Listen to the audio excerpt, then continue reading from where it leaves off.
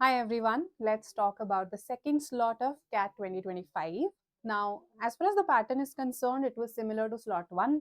Sequence Parajumbles made a comeback, but I know you know all of this by now. So let's talk about what were the topics of RCs, what was the difficulty level. Let's look at that. So I've just written this down for you here. These were the topics of the 4 RC passages. Personally, I found the passage on ChatGPT very relatable and also very easy to attempt. The options for questions in RCs were on the lengthier side. However, if the question is easy, I don't think reading lengthy options is such a big task. So, yeah, these were, I would categorize them as easy to moderate. There were a couple of questions in RCs that were in the nature of all of the following, if false, would not contradict, except. So you would have just, simplified the question stem for yourself. वो basically उस question में आपसे यही पूछ रहा है which of the following would contradict the argument in the passage, right?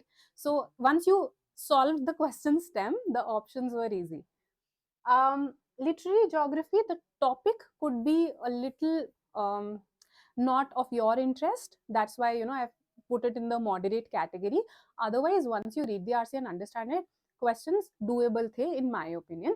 This I would call it moderate to difficult. ये science culture वाला, it was the very first RC in slot 2. तो मैंने ये अपना fourth RC बनाया, and my category would be this as 1 or 2, this as the third passage. Coming to VA, I think VA was moderate to difficult. थोड़ा सा challenging था. Why? Because sequence Parajumbles made a comeback. They are any day. They take time. They're time consuming. वो moderate to difficult अपने आप बन जाते हैं because of the time consuming factor.